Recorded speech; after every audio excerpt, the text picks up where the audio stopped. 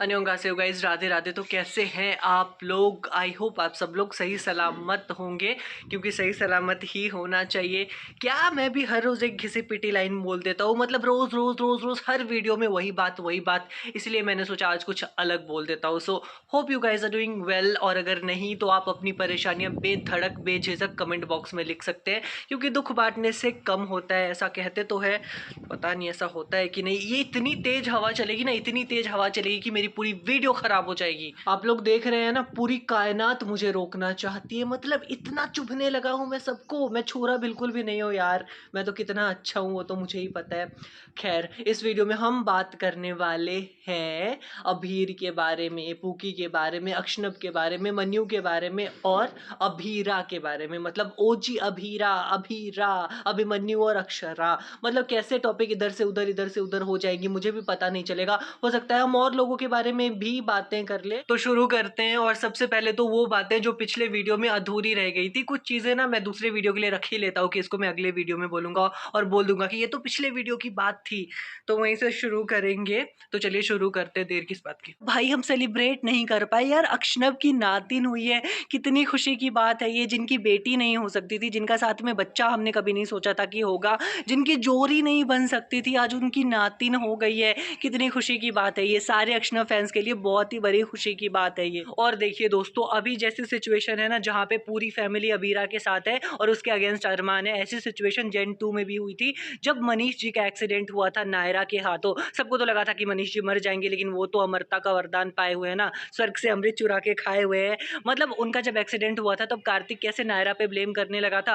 पूरी फैमिली नायरा के साथ थी, लेकिन कार्तिक नायरा को दिन भर ब्लेम करते रहता था। जब कृष्णा आई थी वापस, उस वक्त नक्श ने खूब सुना दिया था कार्तिक को। एक दिन याद है ना, एक्सीडेंट मेरी मम्मा का भी हुआ था। कार्तिक, नक्श के पास भाई इतनी हिम्मत थी कि वो अपनी बहन के लिए हमेशा स्टैंड लेता था, फिर चाहे अपनी बहन के पति के सामने ही स्टैंड क्यों ना लेना हो। लेकिन भाई अबीर को तो चारू से फुर्सत ही नहीं है। मतलब वो अबीरा के लिए कुछ करता ही नहीं है यार। अबीरा हमेशा उसके लिए करती है, लेकिन अबीर अबीरा के लिए नहीं करता है। और इससे क्या पता चलता है कि अबीर रिश्ते निभाने में बहुत ही अच्छा है। उसे सीखना चाहिए ना अबीरा से, अपनी छोटी बहन से, कि कैसे रिश्ते निभाए जाते हैं। मतलब जब भी रिश्ते निभाने की बात आती है ना, तो ना तो अबीर अभिमन्यु जैसा है और ना ही अभिनव जैसा। वो अलग ही है भाई साहब। उसके अंदर अलग ही गुस्सा भरा पड़ा है और अलग ही चारू के लिए प्यार भी उमड़ रहा है। उसके आगे उसे कुछ नहीं दिखाई देता। हम भी मानते हैं कि अबीर की जिंदगी बहुत ही टफ रही है, उसका बचपन बहुत ही संघर्षशील रहा है, लेकिन इसका मतलब ये थोड़ी है कि वो अपने रिश्ते भी नहीं निभाएगा। उसे अपनी बहनों के लिए तो स्टैंड लेना ही चाहिए, और अबीर के कैरेक्टर में ऐसी निगेटिविटी नहीं देनी चाहिए कि मतलब वो अपनी बहन के लिए भी स्टैंड नहीं लेता है। ऐसा नहीं होना चाहिए। गाइस आई नो, अभी कुछ लोग तो बोलेंगे कि आप अक्षनब के बारे में बोलते हो जब भी उनके साथ गलत होता है, लेकिन जब भी मन्यू के साथ गलत होता है तो आप नहीं बोलते।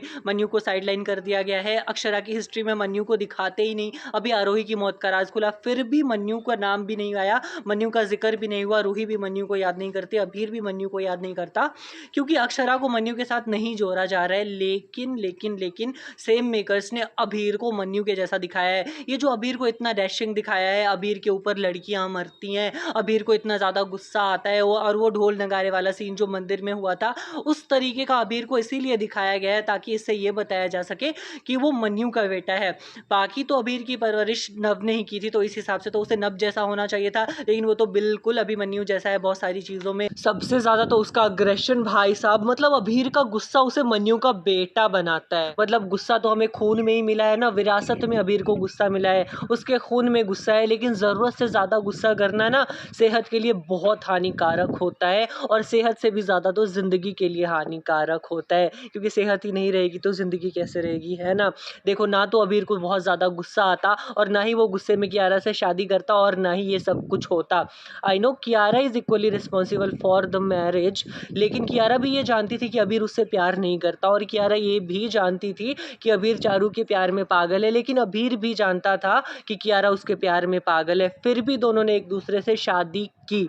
लेकिन फर्क बस इतना है कि कियारा ने प्यार में शादी की और अबीर ने चारू से बदला लेने के लिए शादी की। तो अबीर चारू से बदला क्यों ही लेना चाहता था? क्योंकि चारू मंडप छोड़ के भाग गई, तो अबीर को बहुत ज्यादा गुस्सा आ गया। किसी को भी आएगा, लेकिन बहुत ज्यादा गुस्सा तो नहीं आना चाहिए। खैर, वो अभी हमारा कंसर्न नहीं है, अबीर चारू या फिर अबीर कियारा। कंसर्न है मन्यू। तो अबीर तो है ही ना मन्यू की याद दिलाने के लिए, बिल्कुल उसके गुस्से से भाई मन्यू की झलक नजर आ जाती है। खैर, ऐसे अगर देखा जाए तो अबीरा भी तो शायद ही याद करती है अभिनव को, कभी कभी कर लेती है। देखो, अबीरा को अपने पापा जैसा दिखाया गया है, अबीर को उसके पापा जैसा दिखाया गया है, लेकिन अगर मेकर्स चाहते तो अबीर को अभिनव जैसा दिखा सकते थे, बिल्कुल दिखा सकते थे। और एक लॉजिक भी है, लॉजिक ये है कि अभिनव 6 साल अबीर की परवरिश करता रहा। अभिनव ने 6 साल अबीर के साथ बिताए हैं यार। मतलब जब अबीर इस दुनिया में कदम रखा, जब अबीर ने पहली बार इस दुनिया में कदम रखा, तो शुरुआत के 4 दिन उसने अभिनव के साथ बिताए, क्योंकि अक्षु तो बेहोश पड़ी थी। तो भाई साहब सोचो अभिनव और अबीर का रिश्ता कैसा होगा। सबसे ज़्यादा वक्त तो अभिनव ने ही अबीर के साथ बिताया है, फिर भी अबीर के अंदर अभिनव वाली कामनेस तो बिल्कुल नहीं है। क्यों?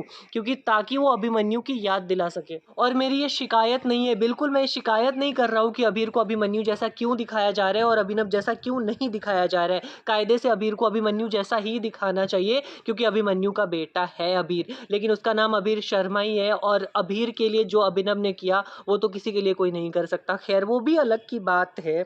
और एक सच ये भी है कि अगर अभिमन्यु जिंदा रहता तो वो भी अबीरा को उतना ही प्यार करता, उतनी ही अच्छी परवरिश देता जितनी अच्छी परवरिश अभिनव ने अबीर की थी, और जितना प्यार अभिनव अबीर से करता था। और मे भी वो अबीरा को बेटर जिंदगी दे पाता, क्योंकि वो फाइनेंशियली स्टेबल था।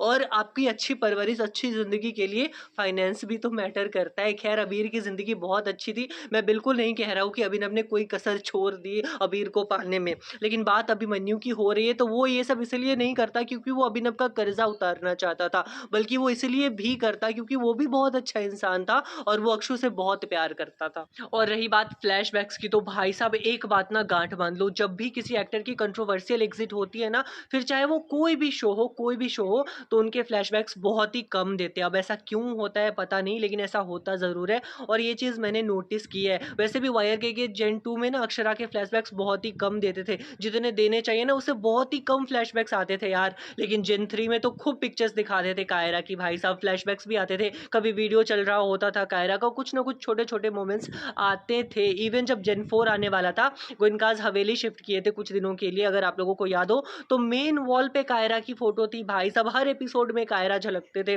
लेकिन वहीं पे अक्षरा की फोटो तो कहीं नहीं होती थी। और इस हिसाब से तो भाई साहब गोइनका विला के मेन वॉल पे अभी भी कायरा की सबसे बड़ी फोटो होनी चाहिए। लेकिन इससे कहीं रूही को बुरा न लग जाए कि मतलब एक तरफ उसके नाना नानी की फोटो है, मतलब अबीरा के नाना नानी की फोटो है और उसके नाना नानी की फोटो नहीं है, क्योंकि उसके नाना नानी तो कायरत थे ना। मतलब ऐसे बहुत सारी चीज़ें हैं जो उठ सकती हैं तो नहीं दिखाते, और वैसे भी उनकी कहानी ख़त्म हो चुकी है तो क्यों दिखाएंगे। लेकिन दिखाना चाहिए ना, अबीरा को पता तो चलना चाहिए कि उसके नाना नानी कौन थे। रूही को तो सब पता होगा, लेकिन अबीरा को तो कुछ पता नहीं है और ना ही पता चलने वाला है। लेकिन पता चलना चाहिए कि उसके नाना नानी कौन थे, उसके नाना नानी के माता पिता कौन थे। वैसे नाना के माता पिता के बारे में तो खूब पता है अबीरा को, लेकिन नानी के माता पिता के बारे में तो नहीं पता है। लेकिन पता चलना चाहिए, क्योंकि जेन 1 की लेगेसी तो भाई उन्होंने स्टार्ट की थी ना, वायर के गीच की लेगेसी तो जेन 1 से ही शुरू हुई है, लेकिन ऐसा कुछ होता नहीं है। तो ऐसी बहुत सारी बातें हैं जो उठ सकती है मन में, लेकिन हम लोग उठाते नहीं है ना, क्योंकि बेफालतू में क्यों ही उठाया जाए जब पता ही है कि ऐसा कुछ होने वाला है नहीं। और इसी के साथ आज की मैं अपनी ये वीडियो ख़त्म करने वाला हूँ, लेकिन उससे पहले मैं आप लोगों से गुजारिश तो कर लूँ कि अगर वीडियो पसंद आई हो तो do like share and subscribe, और अगर नहीं भी पसंद आई हो तो do like share and subscribe. शायद मेरी कोई भी वीडियो आपको पसंद आ जाए, है ना, और आपके एक सब्सक्रिप्शन से मेरा एक सब्सक्राइबर बढ़ सकता है। और जाते जाते मैं आप लोगों को एक बहुत अच्छी चीज़ दिखाने वाला हूँ जो देखते जाइए।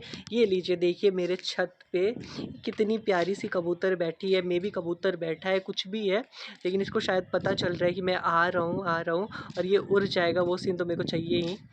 उड़ो उड़ो उड़ो उड़ो, देखो देखो देखो देखो, उड़ गया उड़ गया उड़ गया उड़ गया उड़ गया उड़ गया, चला